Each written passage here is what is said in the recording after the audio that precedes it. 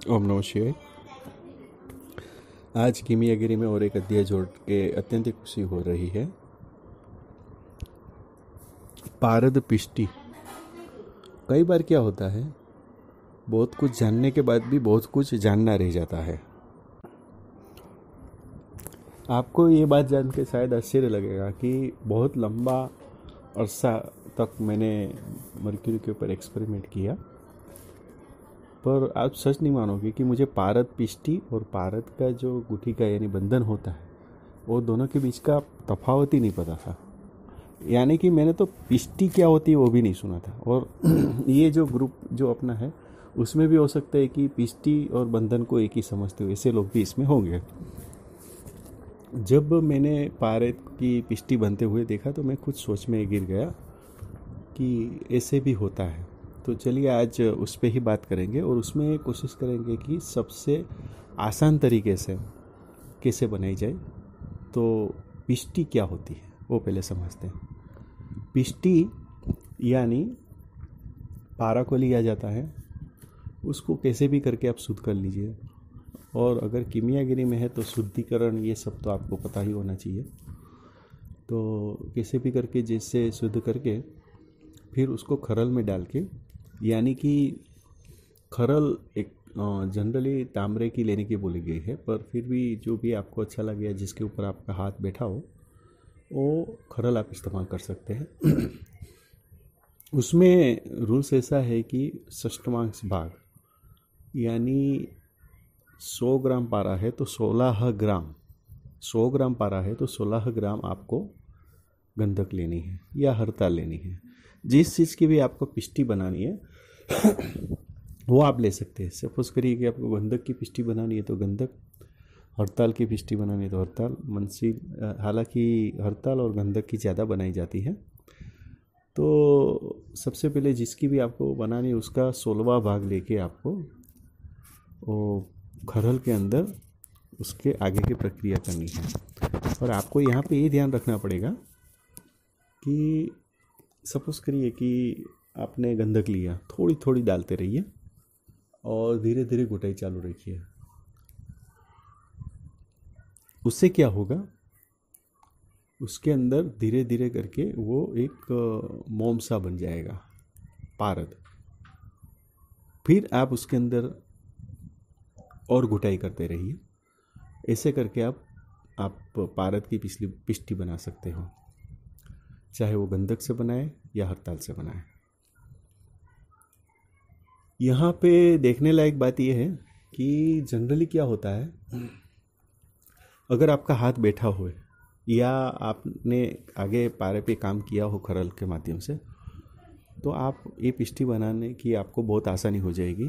अन्यथा उसके अंदर बहुत सारे फैक्टर काम करने लगेंगे, जैसे खरल कौन सी आप इस्तेमाल करते हो, कौन से समय पे आप पारद की पिष्टि बनाने बैठते हो, फिर उसमें जो मछली आती है उसका किस तरह से आप उसमें रोगान करते हो। मतलब कहने का तात्पर्य क्या है कि मैंने देखा है कि 12 घंटे में भी पिष्टि बनी है, 24 घंटे में भी बनी है, 48 आवर्स में भी बनी है, किसी से नहीं बनी है, किसी से 6 घंटे में बनी है और किसी ने 15 मिनट में भी बना ली है। हाँ, ये सही है, किसी ने 15 मिनट में भी पारे की पिष्टि बना ली है। तो पिष्टि इस तरह से आपको फारल, जितना भी आपको खरल के अंदर अनुभव होगा, खरल का क्रिया के अंदर, उतना ही आप उसके अंदर ज़्यादा सफल होने की चांसेस है, यानी कि पिष्टि बनाने का चांसेस बढ़ जाता है। अच्छा, ये पिष्टि जरूरी क्यों है? पारद बंधन से क्या काम नहीं होता? देखिए, काम करने वाले तो आगे भी बताया था मैंने कि काम करने वाले तो कैसे भी काम कर लेते हैं, उसको बंधन की भी नहीं ज़रूरत है, पिष्टि की भी नहीं ज़रूरत है, अपनी स्टाइल से बन जाता है और बना भी लेते लोग। पर जैसे हम और आप हैं, जो इसके ऊपर ज़्यादा कुछ इतना मास्टरी नहीं होती है, तो हम लोग क्या करते हैं, जो शास्त्र में दिया गया है उसको ही अनुभूत गिन के उसके ऊपर प्रयोग करते रहते हैं। तो पिष्टि बनाने से होता ये है कि फिर आप हम लोग जो है ना, उसके मोलिक्यूल्स जो होते हैं उसको तार तार कर सकते हैं। मतलब कि उसको जब भस्म बनाने जाएंगे, यानी जो पारे की कजली बोलेंगे हम उसको, भस्म नहीं बोलेंगे, कजली बोलेंगे। तो जब कजली बनाते तो वो कजली सही तरीके से बनती है। अगर आपने उसकी पहले पिष्टी बनाई, पिष्टी बनाने के बाद अगर आपने उसमें आगे की क्रिया की तो कचली में कन्वर्ट हो जाती है, परिवर्तित हो जाती है, या कर सकते हैं। तो आप ज़रूर से ट्राई करिए, इस तरह से पिष्टी बनती है। पिष्टी मैंने आगे बताया, इस तरह से कोई हड़ताल की भी बना लेता है, कोई गंधक की बनाते हैं। यहाँ पे दो बात आती है। एक बात क्या आती है कि पहले उसको षष्ठांश भाग से 16वां भाग लेके ही उसको आपको पिष्टी बनानी है। उसके बाद आपको 6 गुना जारित करना है उसके अंदर। तो तब जाके वो जो कजली है, जो पारे की पहले पिष्टी बनाई उसके बाद आपने जो कजली बनाई, उसका कोई मतलब निकलता है। ऐसा कुछ लॉजिक लगा सकते हैं। यहाँ पे कजली बनाने का या तो पिष्टी बना के फिर कजली बनाने का लॉजिक ये रहता है क्योंकि वो आयुर्वेदिक कर्म के अंदर ज़्यादा चलती है, और आयुर्वेदिक कर्म के अंदर ज़्यादा चलाने के लिए पारा का जीवित न होना बहुत ज़रूरी है।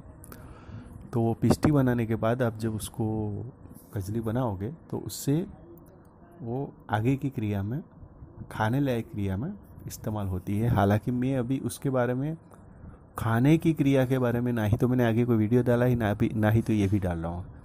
आपको मैं ये नहीं बता रहा हूँ कि आप उसको खाए, उसको नहीं खाना चाहिए जब तक, क्योंकि आपने उसको कितना शुद्ध किया है पारे को, वो जब तक जस्टिफाई नहीं होता है तब तक उसकी, अगर आप गजली पिष्टी बना लोगे और पिष्टी बनाने के बाद गजली बना के भी इस्तेमाल करते हो तो कोई मतलब नहीं रहता।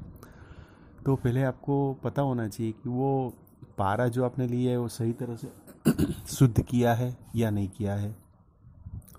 तो यहाँ पे जो ये प्रक्रिया दिखाई गई है वो सिर्फ और सिर्फ ये कीमियागिरी के लिए आगे कुछ काम में ले सकते हो। अगर ले सकते हो आप, तो उसमें आपने एक भी कोई एक्सपेरिमेंट किया है और किया है तो उसमें आपको क्या परिणाम मिला। हालांकि प्रॉब्लम आता है, जैसे कजली तो हमने बना ली पर उसके बाद परिणाम नहीं आता है, वो उड़ जाता है। मतलब वो जो जिस तरह से अंदर मिलजुल जाना चाहिए उस तरह से मिलजुल जाता नहीं है। मतलब यहाँ पे कुछ न कुछ कमी रह जाती है। अभी क्या कमी रह जाती है वो सोचने लायक बात है, और आप सबसे भी हम थोड़ा सपोर्ट चाहेंगे कि क्या आप उसमें कुछ मार्गदर्शन कर सकते हो या आप कुछ जानते हो तो आप ज़रूर से कमेंट करिए, और उसके बारे में थोड़ा बहुत आगे शेयर करने की कोशिश करिए। तो ये एक लॉजिक हो गया। यहाँ पे इम्पोर्टेंट बात क्या थी कि पिष्टी जो है वो बहुत ही कम लोग, या तो मैं तो यहाँ तक बोल दूँगा कि पिष्टी के बारे में बहुत ही कम लोग जानते हैं। कोई भी पिष्टी का ना ही तो उपयोग करता है, ना पिष्टी बना के फिर उसकी कजली बनाते हैं। तो इसीलिए आज ये टॉपिक उठा के उसके ऊपर बात करने का मन किया। तो आशा करता हूँ कि आज का ये जो टॉपिक है वो शायद आपको पसंद आया होगा। पसंद आया तो लाइक करिए, शेयर करिए, सब्सक्राइब करना मत भूलिए।